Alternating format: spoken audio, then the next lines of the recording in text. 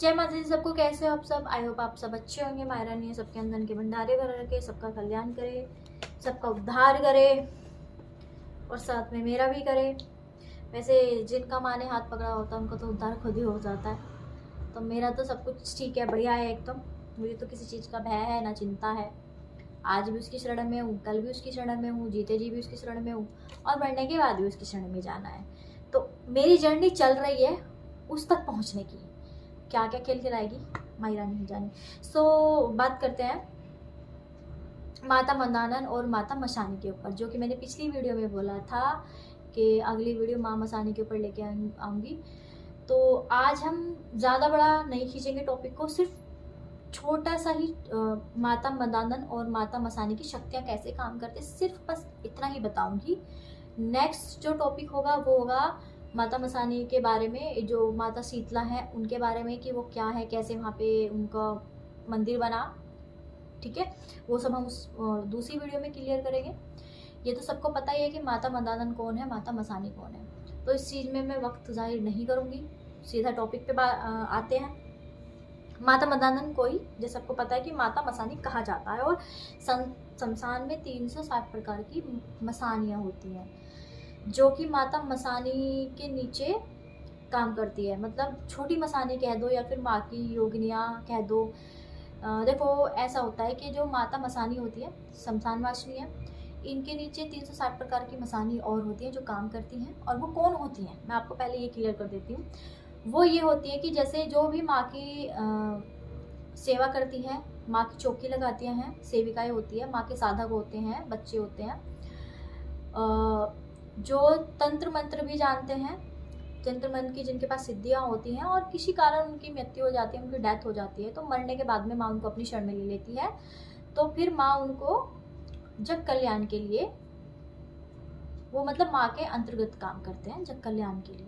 जैसे आजकल चौकियाँ होती हैं, गद्दियाँ होती हैं, वो उन पे सात्विक तरीके से जग कल्याण के लिए वो शक्तियाँ काम करती हैं। ठीक है, उन शक्तियों को हम भूत प्रेत भी कहते हैं, क्योंकि वो शक्तियाँ, देखो अभी मैं हूँ या फिर कोई और है, किसी और का एग्जांपल लेते हैं, कोई और है, माँ का बहुत बड़ा भक्त है, तंत्र मंत्र सब उसको आता है, अच्छे से गद्दे चला रहा है, तो किसी कारणवश उसकी मृत्यु हो गई तो माँ ने उसको अपनी शरण में ले लिया। फिर मरने के बाद में वो माँ उसको अपनी शक्तियाँ प्रदान करती हैं और वो जग कल्याण के लिए और माँ के लिए काम करती हैं वो शक्तियाँ। और 90% जो चौकियाँ हैं वो इन्हीं से चल रही हैं आज के टाइम में, जो कलयुग में गद्दियाँ चल रही है, चौकी चल रही हैं। लेकिन उनको ये मत समझना कि वो भूत प्रेत हैं तो आप उनकी इमेज थोड़ा सा डाउन हो जाएगी। नहीं भाई, मरने के बाद माँ उनको अपनी शरण में लेती है, माँ उनको अपना अंश प्रदान करती है। तो जब माँ उनको अपनी शक्तियाँ प्रदान करती हैं तो माँ के समान ही वो शक्तियाँ पूजनीय होती हैं। ठीक है, तो माँ उनको अपना ही नाम देती है। तो जैसे कि आजकल बड़े ट्रेंड में चलता है, जो मतलब चल रहा है कि कुछ भगत लोग आके ये बोलते हैं कि हमने माता, जिस पे मसान का रोग होता है उनके बारे में बात करते हैं, कि जिन पे मसान का रोग होता है, मसान की क्रिया की जाती है, टोना टोकता करवा देते हैं लोग। तो बहुत से भगत ये बोलते हैं कि हमने मसान काट दिया, मतलब हमने मसानी को भगा दिया, हमने मसानी काट दी, हमने मसानी का ये कर दिया, हमने मसानी का वो कर दिया। तो पहले मैं उन लोगों को ये बता दूं कि भाई तुम्हारे खानदान में भी इतना दम नहीं है कि तुम माता मसानी को काट सको, भगा सको, या ये वो कर दिया जो भी तुम कहते हो। वो माँ है, माँ काली का अंश है, अवतार है, कुछ भी कह लीजिए। तो भाई तुम कितने ही इस जीवन में, अगर तुमने इंसान का जन्म लिया है, तुम कितने ही बड़े साधक बन जाओ, कितने ही बड़े तांत्रिक बन जाओ, पर तुम्हारी औकात फिर भी इतनी नहीं होगी कि आप माता मसानी को काट सको। वो माता है। हाँ, आपके कहने का तरीका गलत हो जाता है। आपको ये चीज़ कहनी चाहिए कि हमने मसान का रोग काट दिया, और वो मसान का रोग होता क्या है, या फिर ये कह दीजिए कि हमने मसान का जो जो टोना टोकता था वो काट दिया, उसको नष्ट कर दिया। आप सीधा कहते हो कि हमने मसानी को माता मसानी को काट दिया, हमने भगा दिया, हमने ये कर दिया, या तेरे पे मसानी छोड़ दी। ऐसे नहीं बोलना चाहिए भाई, वो माता है। पहले तो आप खुद दोनों में डिफरेंस क्या है वो सीख लो। आप चौकी लगा रहे हो, गद्दे लगा रहे हो, फिर एक तरह से आप खुद ही शक्ति का मजाक बना रहे हो। तो पहले आप ही अपने शब्दों का सही तरीके से प्रयोग करें कि माता मसानी क्या है और आप क्या चीज़ काट रहे हो। तो पहले मैं बता दूं कि माता के नीचे 360 प्रकार की जो योगिनियाँ हैं, जो छोटी मसानी वे काम करती हैं, जो मैंने बताया अभी, जिन लोग जो हम भूत प्रेत कहते हैं जिनको। तो वो बनते कैसे हैं? देखो, जो माँ की तंत्र साधनाएं करती हैं इंसानी रूप में, जैसे कि कोई साधक है, गद्दी लगा रहा है, चौकी लगा रहा है, जिसपे सिद्धियां हैं, जो माँ की सेवा कर रहा हो, काली माँ की सेवा कर रहा हो, शमशान वासिनी माँ की सेवा कर रहा हो, तो जब उनकी मृत्यु हो जाती है तो मृत्यु होने के बाद में माँ उनको अपनी शरण में ले लेती है। तो माँ उनको अपनी शक्तियाँ प्रदान करती हैं। तो वो शक्तियाँ जग कल्याण के लिए सेवा करती है, माँ के लिए अंतर्गत काम करती हैं, माँ की सेवा करती हैं। जग कल्याण के लिए माँ उनको लोगों के जो चौकियाँ लगाते हैं उनके साथ में उनको ये मतलब प्रोवाइड करती हैं, कहने का मतलब सिंपल भाषा में उनको भेजती है। तो देखो, ये शक्तियाँ दोनों तरीके से काम करती है, सात्विक तरीके से भी काम करती है और तामसिक तरीके से भी काम करती है। दोनों में ही डिफरेंस है। पहले बात करते हैं कि मसानी जो छोड़ी जाती है कैसे छोड़ी जाती है और ये क्या है। देखो, जैसे 360 प्रकार की मसानियाँ मैंने भी बताया है, तो उन 360 प्रकार की मसानियों के नीचे भी और शक्तियाँ काम करती हैं, वो भी माँ की सेविका ही होती हैं, या भूत प्रेत कह लो, कुछ भी कह लो, लेकिन आप दिमाग में ये चीज़ मत ले आना कि भूत प्रेत है तो कोई नॉर्मल बात होगी। देखो, अगर जिसको माँ ने अपनी शरण में ले लिया और माँ उसको अपनी शक्तियाँ प्रदान कर रही है, तो फिर देखो, अगर माँ जिसको अपना नाम दे देती है तो वो शक्ति फिर अपने आप में बहुत बड़ी हो जाती है, छोटी नहीं रहती। लेकिन भूत प्रेत मैं इसलिए कह रही हूँ कि देखो, जब कोई इंसान है, इंसानी रूप में जन्म ले रहा है और फिर वो मर रहा है, जिसका मरण हो रहा है, तो वो भूत प्रेत ही कहलाया जाता है। फिर वो साधु हो, संत हो, कुछ भी हो, मतलब और डिपेंड करता है कि वो मतलब मरने के बाद किस योनि में गया है। ठीक है, तो बात करते हैं कि ये जो साधक तांत्रिक लोग होते हैं वो मसानी क्रिया कैसे करते हैं। जो कहते हैं कि मसानी छोड़ दी, आजकल जो भगत लोग कहते हैं कि मसानी छोड़ रखी है, तो मसानी भाई यही होती है कि माँ के नीचे जो योगिनियाँ काम करती हैं वो ये होती है, बस थोड़ा शब्दों का अंतर हो जाता है। और आप लोगों को थोड़ा इजी वे में, क्योंकि इतना तो वो डिफाइन कर नहीं पाते, तो थोड़ा सा मैं उनका भी समझती हूँ कि वो भी थोड़ा सा आपको इसलिए बोल देते हैं, उनको इजी पड़ता है कि मसानी है, मसान का रोग है, मसानी है, मसानी को काटना पड़ेगा, ये करना पड़ेगा, वो करना पड़ेगा। ठीक है, तो जब हम किसी पे मसानी क्रिया करते हैं तो जो साधक लोग होते हैं वो शमशान में जाते हैं। ये क्रिया शमशान में की जाती है। शमशान में जाता है, अपनी जो मतलब अपनी पूरा प्रोसेस करता है। फिर जो शमशान में भूत प्रेत होते हैं, जो पीड़ित होते हैं, वो मतलब देखो, मरने के बाद में कोई कुछ नहीं रहता। जिसकी उम्र पूरी नहीं होती है वो यहीं भटकता है, और वो इतना ज़्यादा तड़पता है ना मुक्ति के लिए कि मुझे मुक्ति चाहिए। तो जब तक उसका वो जीवन शैली, जो जीवन सर्कल उसका यहाँ पे कंप्लीट नहीं होता ना, जब तक उसको मुक्ति नहीं मिलती, तो वो यहीं भटकता रहता है। तो जब ये साधक लोग शमशान में जाते हैं, जो शमशान में भूत प्रेत होते हैं, जिन्नात होते हैं, मतलब यही चुड़ैल, तो उनको क्या करते हैं ये लोग, अपने वश में करते हैं या उनको जगाते हैं। जगाने के बाद में वो चीज़ भोग मांगती है। फिर उनसे ये कहते हैं कि फलाना ये काम है, जिस पे भी करते हैं उसका पूरा वो बता देते हैं, फ़ोटो वोटो जिससे भी क्रिया की जाती है, सबका तरीका अलग होता है करने का, वो दी जाती है कि फलाना ये काम है, इस घर में तू जा और ये मसान की शक्ति बन के जा। उस प्रेत को मसान की शक्ति में परिवर्तित कर दिया जाता है, उसको वचन भरवा दिए जाते हैं, तो वो शक्ति आती है। अब कुछ लोग उसमें धोखा खा जाते हैं कि जैसे कोई माँ की सेवा कर रहा हो, माँ काली की सेवा कर रहा हो या फिर माँ दुर्गे की सेवा कर रहा हो, अचानक से फिर वो ऐसे क्योंकि खेलने का तरीका सबका एक तो नहीं होता, पहचानने वाला पहचान ही जाता है, तो वो शक्तियाँ आती हैं, खेलती है। तो कुछ फैमिली वाले समझते ही नहीं, अच्छा माँ काली आ रही है, अच्छा माँ मसानी आ रही है, तो माँ काली की चक्कर ज़्यादा लगाते हैं, क्योंकि उसमें ईजी वे में लोग बेवकूफ़ बन जाते हैं। तो जो प्रेत होते हैं उनको वो माँ काली या कुछ भी बना के भेज देते हैं, जो भी वो उस नाम से वचन भरवाते हैं वो उसके घर में भेज देते हैं।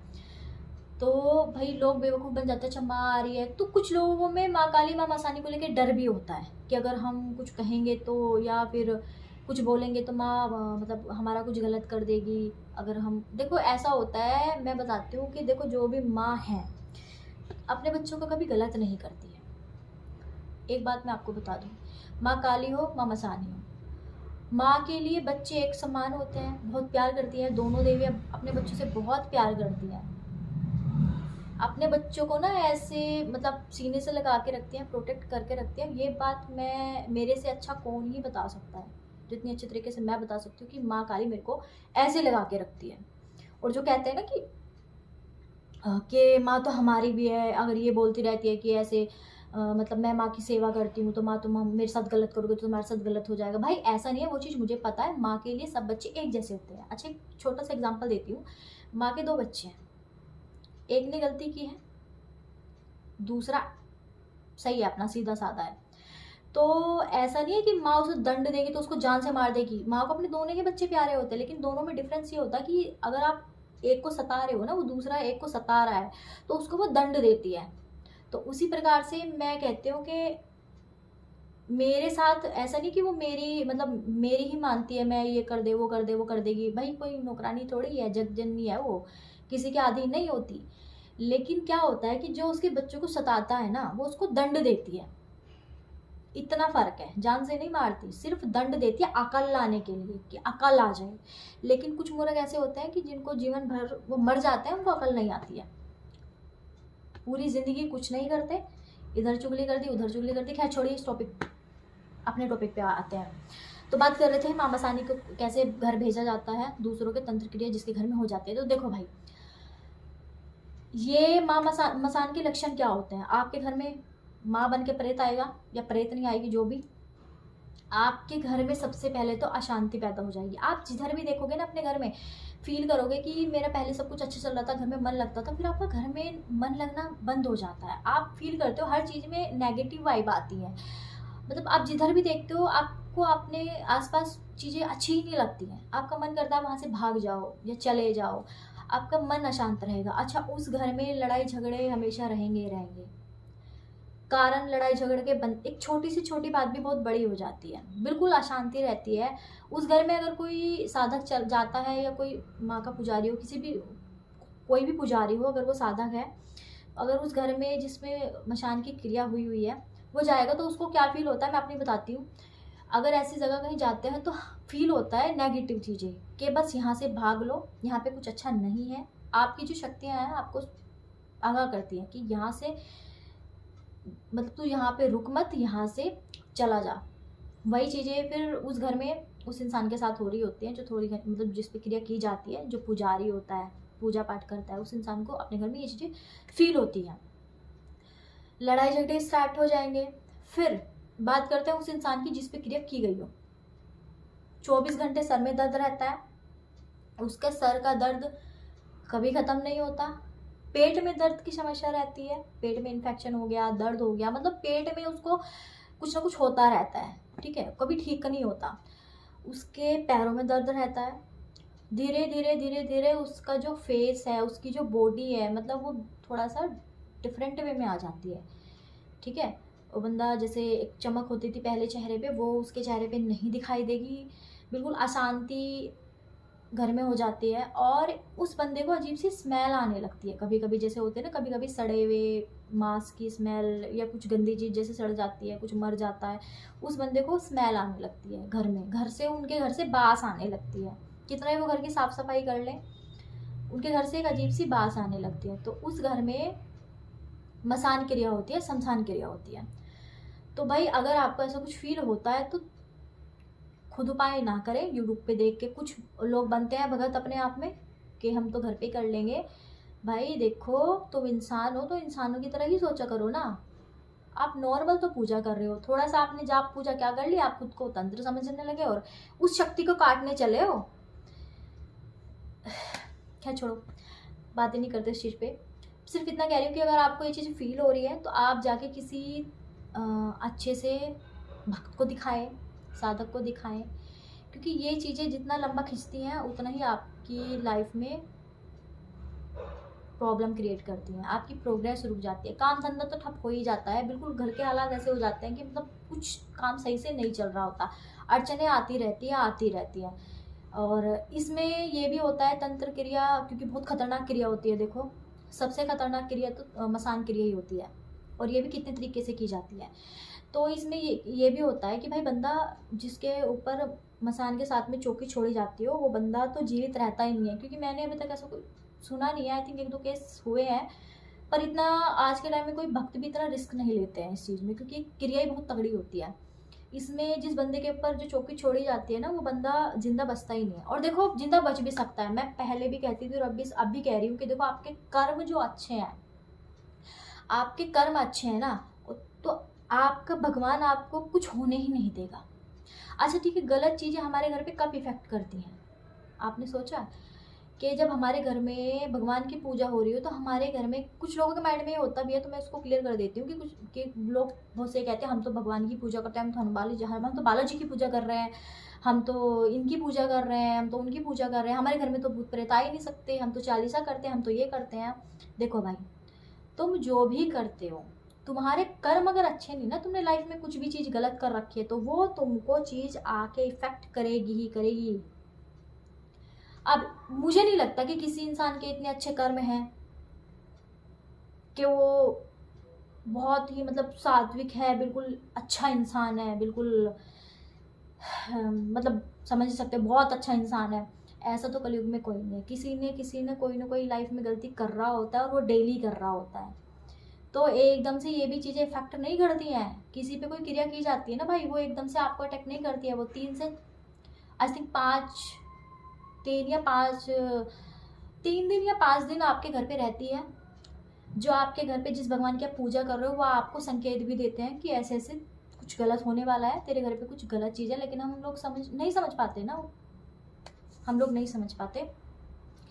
तो जब पहले वो जो शक्ति छोड़ी जाती है ना, भूत प्रेत जो भी छोड़ा जाता है आपके घर पे चौकी, पहले वो आपको आके देखेगा कि आपके कर्म कैसे हैं, आप पे कोई चीज़ छोड़ी गई है तो आप खुद कैसे हो, आपका मन कैसा है, वो पहले आपको देखेगा। उसके बाद अगर उसे लगेगा अच्छा हाँ ये बंदा भी गलत है, इसने भी गलती की है, ये भी कहीं ना कहीं मतलब लालच है इसके अंदर भी, तो आपको वो पोजेस करेगी वो चीज़। अगर आप बहुत तगड़े भक्त हो ना, तो भाई देखो भक्ति को, साधना तंत्र मार्ग अलग हो गए, लेकिन भक्ति को सबसे बड़ा वो माना गया है कि भक्ति सबसे बड़ा तंत्र मंत्र, भक्ति के सामने सब फेल है। लेकिन ऐसी भक्ति आज के टाइम में कर कौन रहा है? किसी को कुछ ना कुछ लालच है, भक्ति से भी तो हमें लालच ही है। और भक्ति वो जो बिना स्वार्थ के की जाए, पर आजकल सब स्वार्थ से ही कर रहे हैं ना। किसी को कुछ स्वार्थ है तो किसी को कुछ स्वार्थ है। तो भाई कलयुग में रहकर ये बातें मत बोलो कि हम तो इसकी पूजा कर रहे हैं, हमारे घर में तो प्रेत बढ़ ही नहीं सकता। चीज़ें वो हैं जो तुम्हारी समझ के परे हैं। सब कुछ हो सकता है, सब कुछ। अगर आपके कर्म अच्छे हैं तो आपको कुछ भी नहीं होगा। और भाई अगर फिर बेशक तुम कर्म अच्छे नहीं है ना, कहीं किसी को कुछ गलत बोल भी रहे हो ना भाई, वो भी आपके कर्मों में ही ऐड होता है। ज़रूरी नहीं कि सबसे बड़ा कि हमने ऐसा कौन सा ही बुरा कर्म वही होगा जिसने मर्डर कर दिया। ठीक है, बुरा कर्म वो नहीं होता खाली, बुरा कर्म वो भी होता है आप किसी के बारे में चुगली कर रहे हो, आप इधर की उधर कर रहे हो, अपने काम से काम रखा करो भाई, ये भी कर्म में गिना जाता है आपके। आप किसी के बारे में गलत सोच रहे हो, तुरंत अपनी जुबान से गलत, बेशक उसने गलत कर रखा है पर आप मत बोलो ना, उसका हिसाब तो भगवान करेंगे ना। आप कौन होते हो उसका हिसाब करने वाले? इसके साथ ये होगा, इसके साथ यही होना चाहिए। आप कौन होते हो? खुद को समझते क्या हो? तो भाई उसके कर्म कट जाते हैं और आपका ऐड हो जाता है। मेरी माँ हमेशा सिखाती है कि बेटा अगर किसी ने गलत कर भी रखा है ना, तो तू अपने मुंह से मत बोलना। कई बार मेरी ज़बान से भी निकल जाता है, लेकिन फिर बाद में मैं बोलती हूँ माँ माफ़ करना, क्योंकि माँ कहती है कि बेटा उसका कर्म कट गया, उसका एक बुरा कर्म कट गया और तेरा ऐड हो गया। तो मेरे खुद के इतने बुरे हैं कि पता नहीं हम अब झेल रहे हैं, तो हम क्यों दूसरों का क्यों अपने सरमत्थे ले भाई, खुद के ही ना काटे।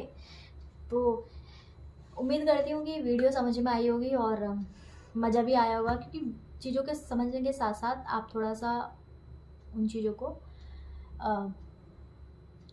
थोड़ा सा तरीका बदल लो, तो लोगों को भी मज़ा आता है और देखने में भी मज़ा आता है। तो वीडियो अच्छी लगी तो शेयर कर देना।